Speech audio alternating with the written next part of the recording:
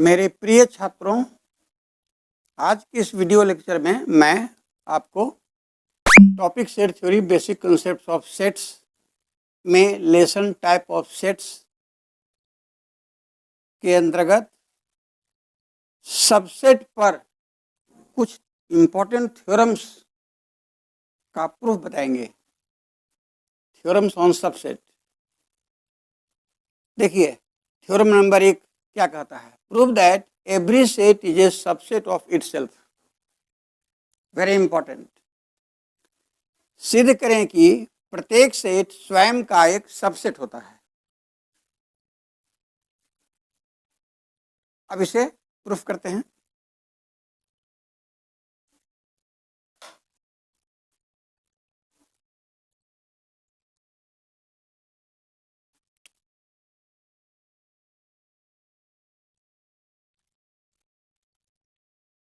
Late A be any set. मान लिया कि ए कोई सेट है।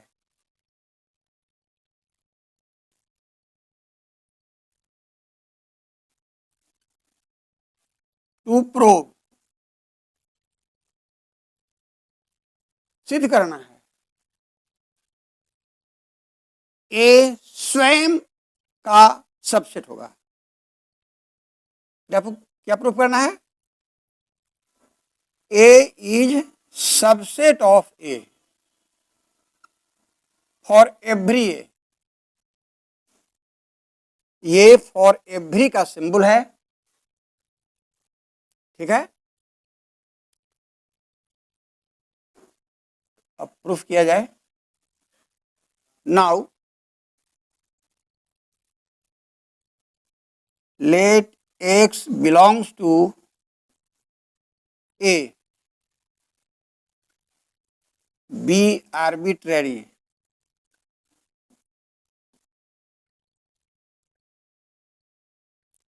आर्बिट्रेरी का मतलब होता है एनी, स्वेच्छ, आपके चॉइस से लिया हुआ, यानी कोई। मैथमेटिक्स में खास करके सेट थ्योरी में देखेंगे कि कोई एनी के लिए आर्बिट्रेरी वर्ड का यूज होता है। तो ये जो लेफ्ट साइड में जो सेट ए है, इसी सेट ए में कोई आर्बिट्रेरी एलिमेंट एक्स लिया, then x belongs to A implies x belongs to A for every x। क्या आप लिख सकते हैं? यदि x एलिमेंट है सेट A का, तो यह इंप्लाई करेगा ना कि x सेट A का एलिमेंट है।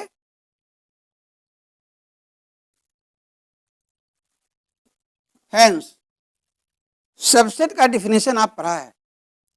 If x belongs to A implies that x belongs to B for every x, then we say that A is a subset of B। तो यहाँ B की जगह A है, तो here x belongs to A implies that x belongs to A, so A is subset of A। Hence, by definition of subset,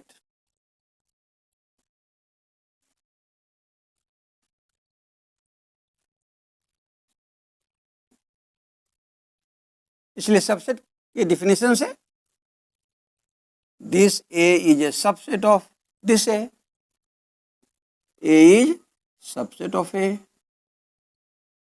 और एक कोई arbitrary set था, यानी किसी भी सेट ए के लिए सही है, मतलब एवरी सेट ए के लिए सही है। इसलिए यहां लिख देते हैं A is a subset of A for every A. That is, इसी को लैंग्वेज में लिखेंगे, every set is a subset of itself. कोई भी सेट स्वयं का सबसेट है। That is every set is a subset of itself.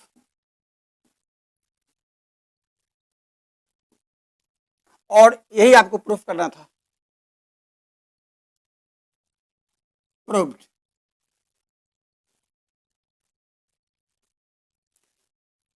तो आपने देखा इस थ्योरम का प्रूफ कितना सटीक ढंग से मैंने दिया, स्टेप बाय स्टेप एक्सप्लेन करके।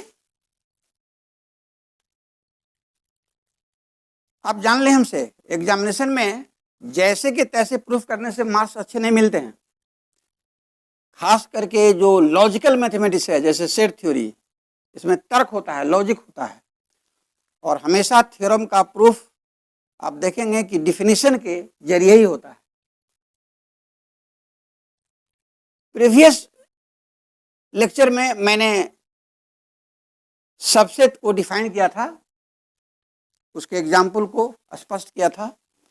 इसलिए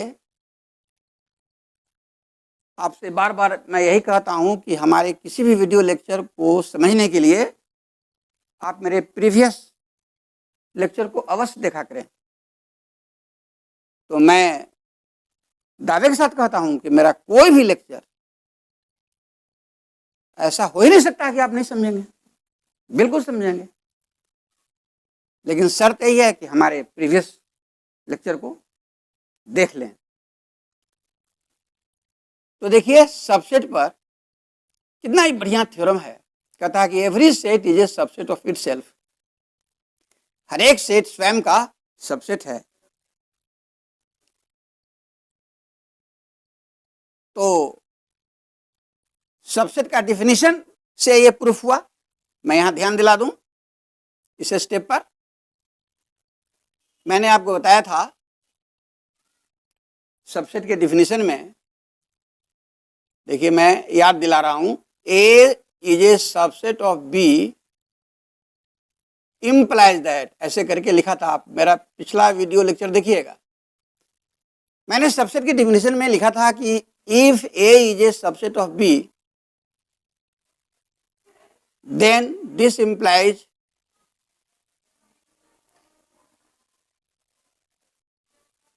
ए का हर एक एलिमेंट बी में है। मतलब यदि एक्स ए का एलिमेंट है तो बताया गया कि एक्स बी का भी एलिमेंट है। इसी को ऐसे लिखते हैं, x belongs to A implies that x belongs to b for every x.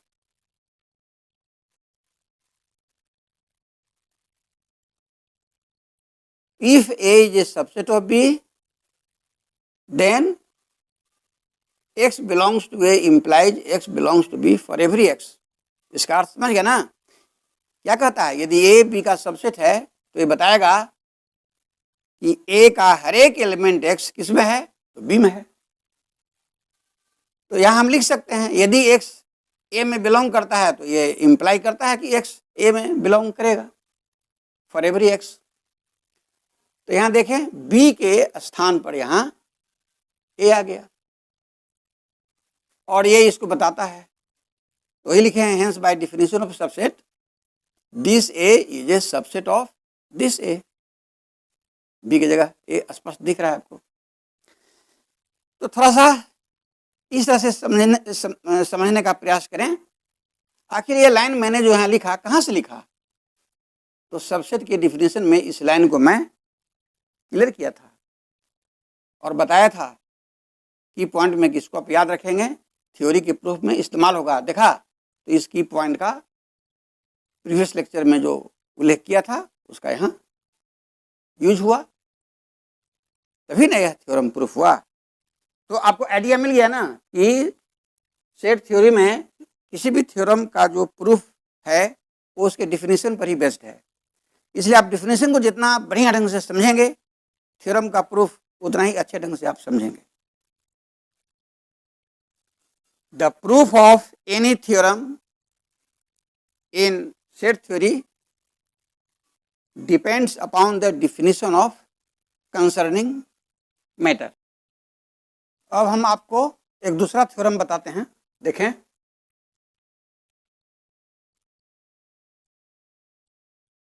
Theorem 2,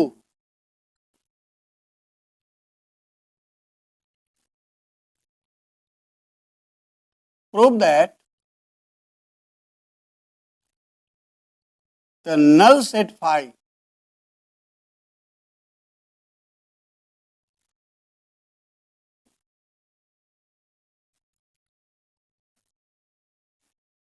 is a subset of every set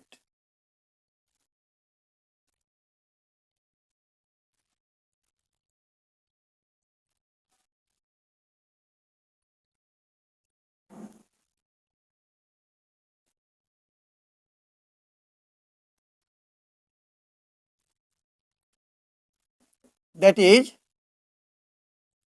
null set phi is a subset of A for every A। ये जो symbol है for every का symbol है।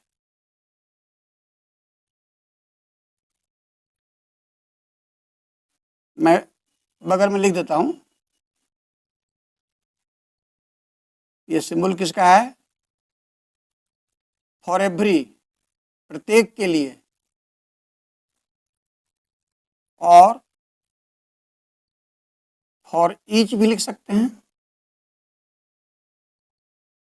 और सब के लिए, प्रत्येक के लिए मतलब सब के लिए, इसलिए फॉर ऑल भी लिख सकते हैं। तो ये सिंबल याद रखेंगे, फॉर एवरी का सिंबल है। सेट थ्योरी में खास करके सिंबल का खूब प्रयोग होता है। यहां हमने लिखा that is phi is a subset of A for every A. It means null set phi is a subset of every set। तो ये लैंग्वेज में हुआ, ये सिंबॉलिकली हुआ। ये थ्योरम, इस पर डबल स्टार देते हैं, मोस्ट इंपॉर्टेंट है। हो सकता है कि आपने सुना होगा किसी के मुख से कहते हुए कि null set phi is a subset of every set, but why? तो यह कहना तो आसान है कि नल सेट फाई किसी भी सेट का सबसेट होता है। इसे बहुत लोग कहते हैं, मगर बहुत कम ही आपको ये बताते हैं आखिर क्यों नल सेट किसी भी सेट का सबसेट होता है, क्यों? तो इसका जो आंसर है आज हमसे जाने। इसका प्रूफ बड़ा ही लॉजिकल है। इस लॉजिक को आप समझने का प्रयास करेंगे, बहुत ही अच्छा लगेगा। तो देखा जाए प्रूफ।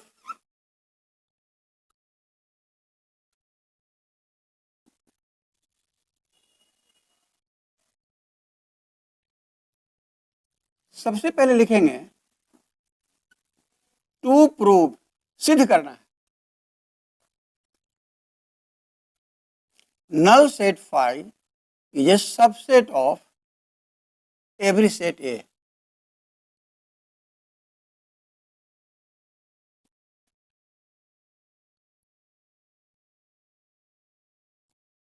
इफ पॉसिबल, देखिए प्रूफ कैसे हम कर रहे हैं।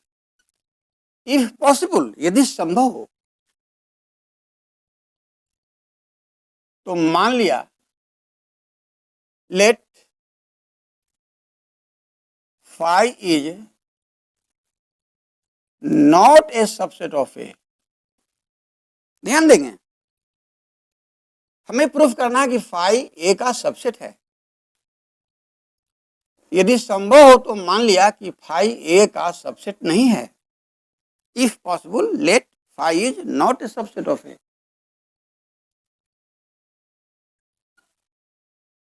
then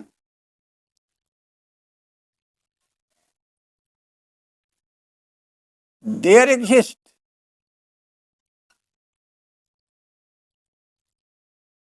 पिछले लेक्चर में बताया था, इस सिंबल को हम लोग पढ़ते हैं, देयर एग्जिस्ट प्राप्त होता है।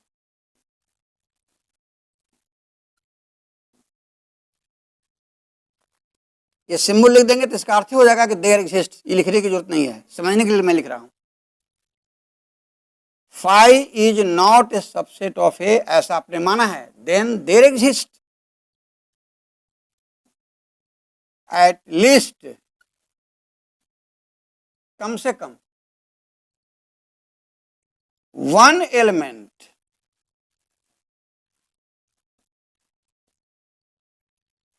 से x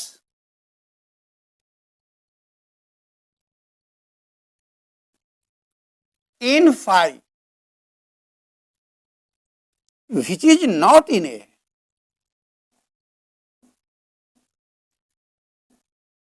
which is not in A,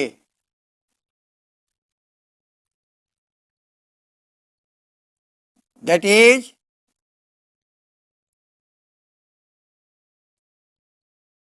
x phi में बिलोंग करता है एंड x A में बिलोंग नहीं करता है, x does not belong to A।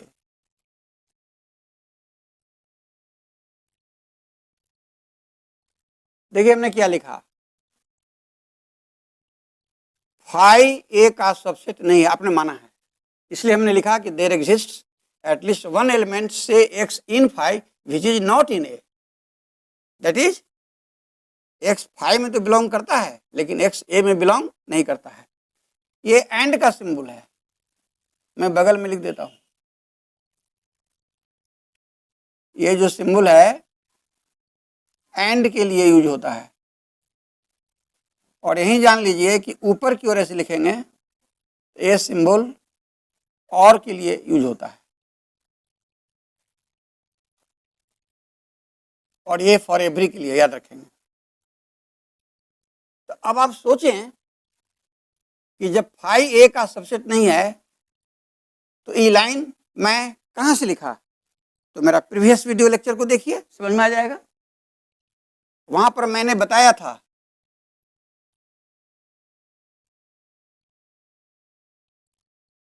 मैं बगल में यादगारी के लिए लिख रहा हूं, याद दिला रहा हूं,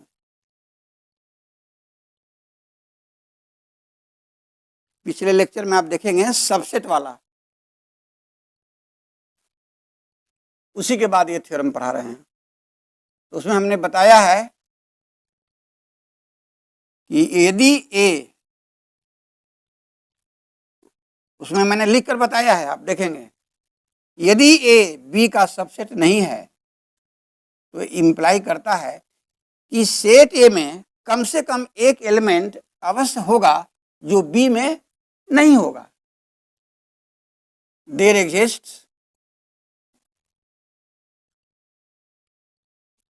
at least one element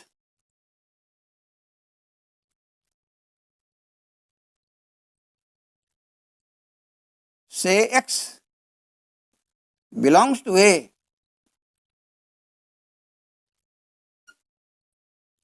but that x does not belong to B।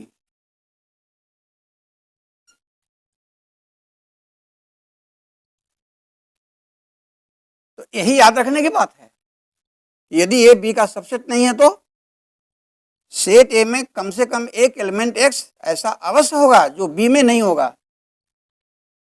मैं थोड़ा सा एग्जाम्पल से स्पष्ट कर देता हूं, यही सब चीज समझना पड़ता है। If A is equal to, मान लिया कि ए में एलिमेंट्स है ए बी सी, और बी कोई सेट है जिसमें एलिमेंट है A B D E suppose. तो यहां देखिए स्पष्ट है कि ए में एक एलिमेंट सी ऐसा आपको दिख रहा है जो बी में नहीं है, तो चूंकि कम से कम एक एलिमेंट सी ए में ऐसा है जो बी में नहीं है, इसलिए हम कहेंगे कि ए बी का सबसेट नहीं है। तो यदि ए बी का सबसेट नहीं है तो ये बात स्पष्ट हो गई, उदाहरण से क्लियर हो गया कि ए में कम से कम एक एलिमेंट ऐसा अवश्य होना चाहिए जो बी में ना हो। क्लियर। अब आप यहां समझ गए होंगे, यहां हमने माना है कि फाई ए का सबसेट नहीं है, यदि संभव हो तो जब फाई ए का सबसेट नहीं है तो यही लाइन यहां हमने लिखा। तो अब आप समझ गए कि ये लाइन जो हमने जो लिख कर समझाया वो इसी के जरिए लिखा। अब यही सब चीज होता है जहां कि आप समझ नहीं पाते हैं बुक पढ़ते हैं तो प्रीवियस लेक्चर में हमने इसकी व्याख्या की है। इसको मैं दोबारा यहाँ लिख दिया ताकि आप बात को समझें। थोड़ा सा आपको हम शैली दे रहे हैं कि कैसे पढ़ना चाहिए। जब भी कोई प्रूफ को पढ़ेंगे, कोई वहां लग रहा है कि ऐसा क्यों हुआ, तो ठीक उसके पहले जाइए और देखिए कि क्या बताया गया है। खास करके सेट थ्योरी में तो एकदम लिंक्ड है। आगे की चीज तभी समझेंगे जब पीछे की चीज जानेंगे। इसलिए हम बार बार कह रहे हैं कि हमारे किसी भी वीडियो लेक्चर को समझने के लिए आप प्रीवियस वीडियो लेक्चर को देखें तो कोई दिक्कत नहीं होगी। मैं हर चीज को एक्सप्लेन करके स्पष्ट करके बताता हूं।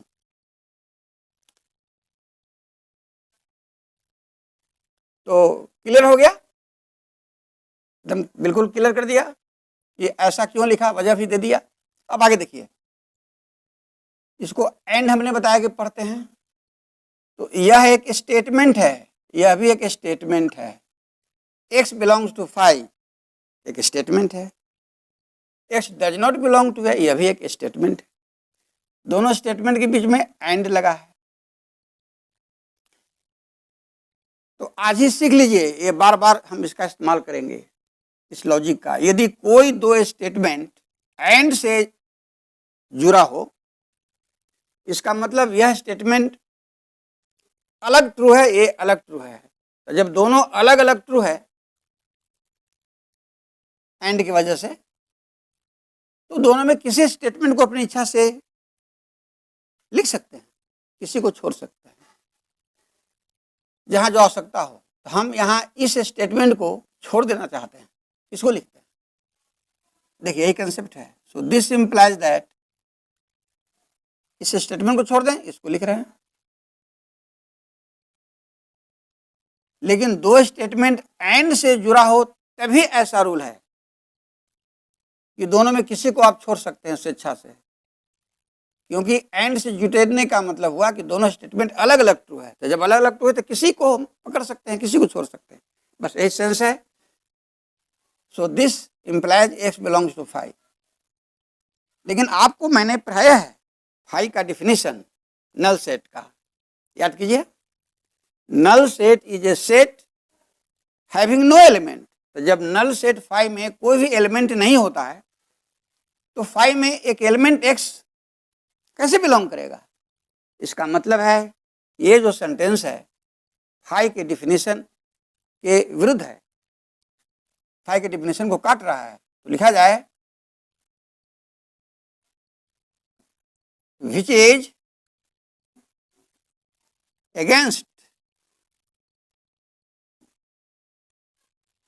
against the definition of phi।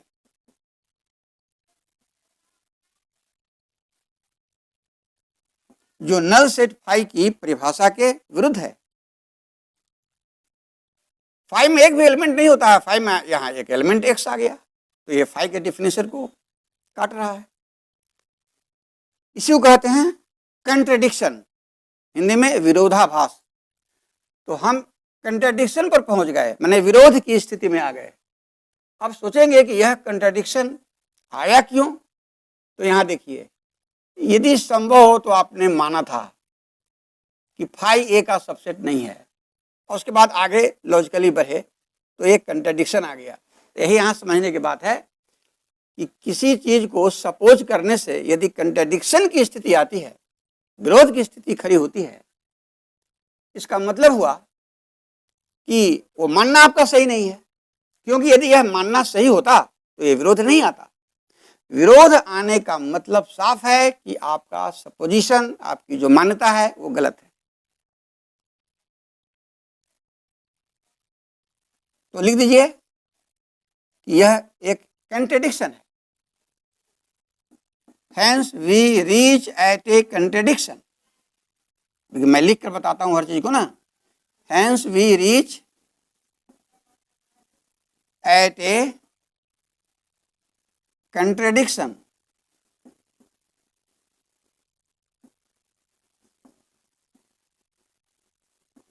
इसलिए हम एक विरोध पर पहुंचते हैं. तो यह विरोध की स्थिति क्यों आई? तो मैंने समझाया कि चूंकि आपने सपोज किया था कि फाई ए का सबसेट नहीं है, इसलिए यह विरोध उत्पन्न हुआ. इसलिए यह सपोजिशन गलत है. इसी बात को मैं यहां लिख रहा हूं जो मुंह से बोला. सो आवर सपोजिशन, देखिए कितना सुंदर लॉजिक दे रहे हैं. So our supposition that phi is not a subset of A is absurd. Absurd new word है. absurd का मतलब रॉन्ग, गलत होता है. देखिए हम ब्रैकेट में लिख दिए हैं समझने के लिए. दोनों नहीं लिखेंगे, दोनों में कोई एक ही वर्ड लिखेंगे, absurd या wrong. So our supposition that phi is not a subset of A is absurd. इसलिए हमारी मान्यता, कौन सी मान्यता? कि phi A का सबसेट नहीं है, ये नहीं मान्यता है, ये रॉन्ग है. अब आप सोचें, phi is not a subset of A, phi A का सबसेट नहीं है, यह मानना गलत हो गया. इसका मतलब सही क्या है? phi A का सबसेट है. phi A का सबसेट नहीं है, गलत है, तो सही क्या है? सोचें आप. phi A का सबसेट है. तो नीचे लिखें, सो वी मस्ट हैव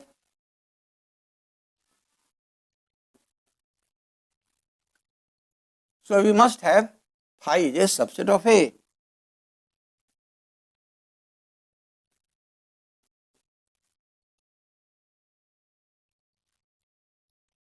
और ए तो यहां कोई भी सेट है, इसलिए लिख सकते हैं फॉर एवरी ए. तो यही प्रूफ करना था, phi is a subset of A for every A. इसी को लैंग्वेज में कहेंगे, that is the null set phi is a subset of every set. तो हमने यही लिखा था कि हमें यह प्रूफ करना है, तो प्रूफ हो गया. लिख दिया जाए, प्रूव्ड. तो क्या आपने देखा इस थ्योरम का प्रूफ डिफिनीशन को अप्लाई करके कैसे स्टेप बाय स्टेप समझा कर आपको बताया. इससे आपको लिखने की रीति पता चल रहा होगा कि कैसे एग्जामिनेशन में सेट थ्योरी में थ्योरम का प्रूफ अच्छे ढंग से स्टेप बाय स्टेप लिखना चाहिए. बहुत लोग क्या करते हैं, 2 लाइन इधर से लिख दिए, 2 लाइन इधर से लिख दिए, चलो हो गया. तो उस ढंग से लिखने से आपको अच्छे अंक नहीं मिलते हैं. आप कहते हैं कि हम परीक्षा में लिख के आए हैं लेकिन नंबर नहीं मिला. तो एक एग्जामिनर देखता है कि लड़के के पास लिखने की क्या शैली है.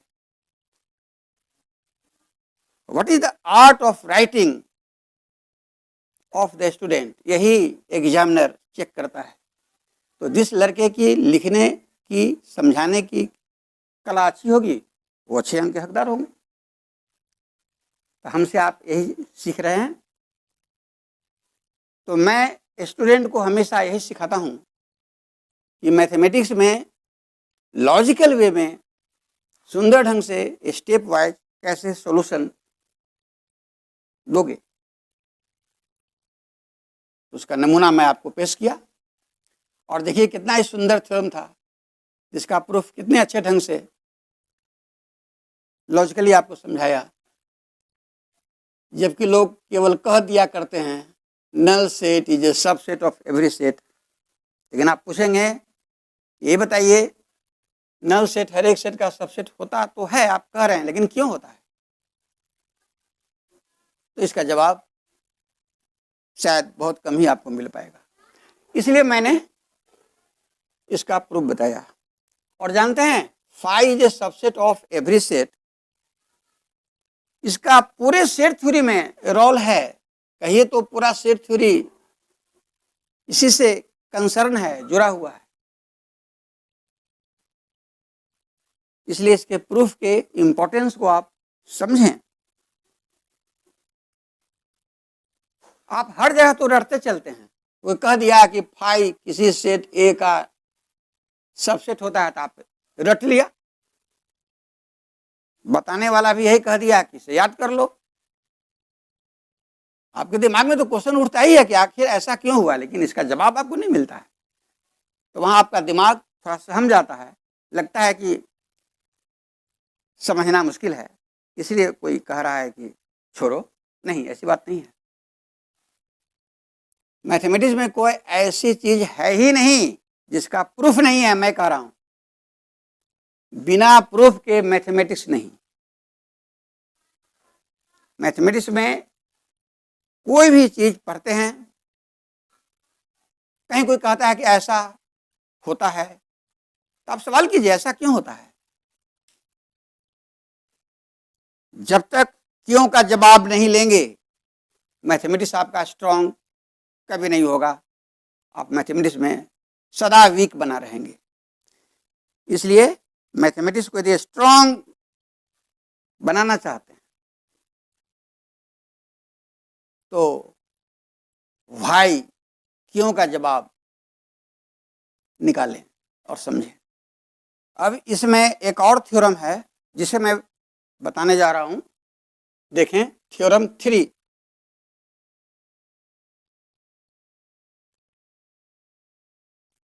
If A is a subset of B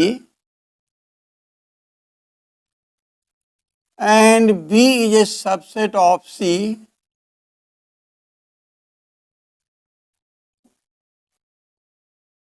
then prove that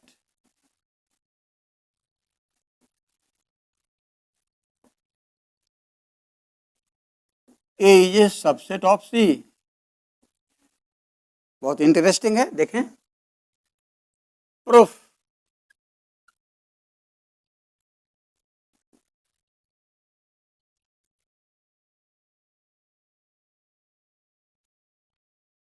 लिखिए given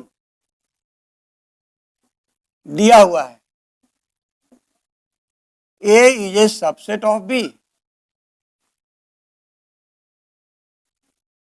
and B is a subset of C।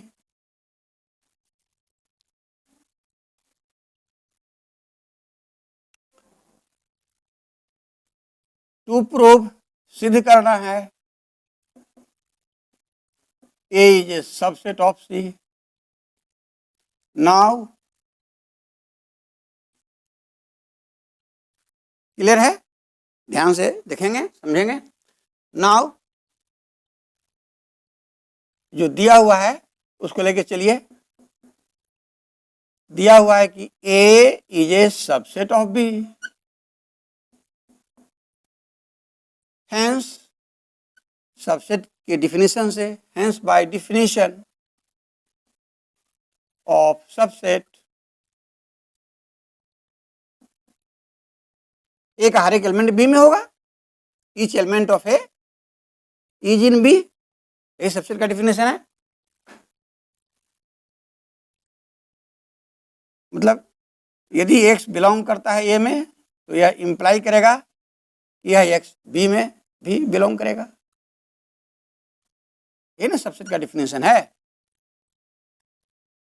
तो since A is a subset of B, hence by definition of subset x belongs to A implies x belongs to B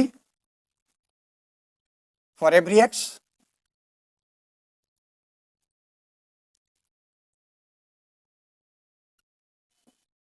clear है। यह भी दिया हुआ है B is a subset of C, तो लिखेंगे also since B is a subset of C, hence by definition of subset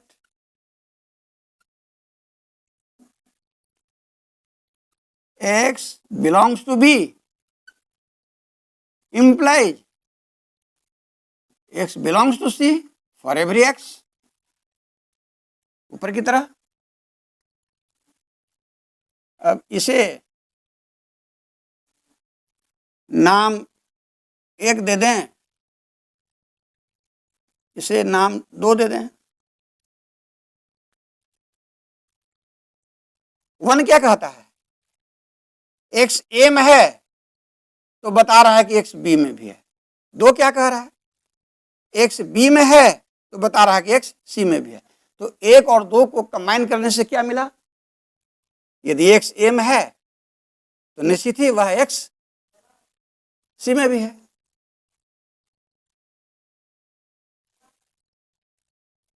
यदि x A में है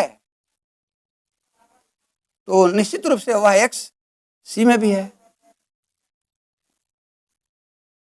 तो क्लियर आप समझे? If x belongs to A, then x belongs to B from 1, and from 2, if x belongs to B, then x belongs to C. So from 1 and 2, we see that x belongs to A implies x belongs to C. लिखिए, from, hence from 1 and 2, we see that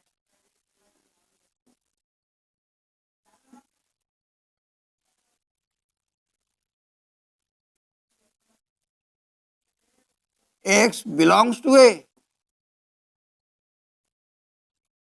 implies x belongs to C। एकदम clear समझा दिया। For every x, और जब x A में है तो बता रहा है कि x C में भी है प्रत्येक x के लिए, तो फिर सबसेट की डिफिनेशन से A अवश्य C का सबसेट है। सो by definition of subset,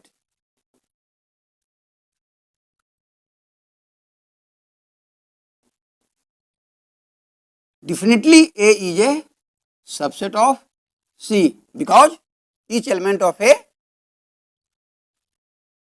is also in C। तो आपने क्या देखा? A B का सबसेट है, B C का सबसेट है, तो आ गया कि वह A C का भी सबसेट होगा।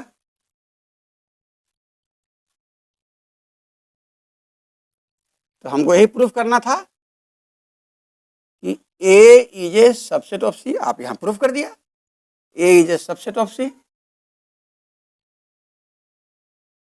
तो ये थ्योरम प्रूफ हो गया, तो लिख दिया जाए प्रूव्ड।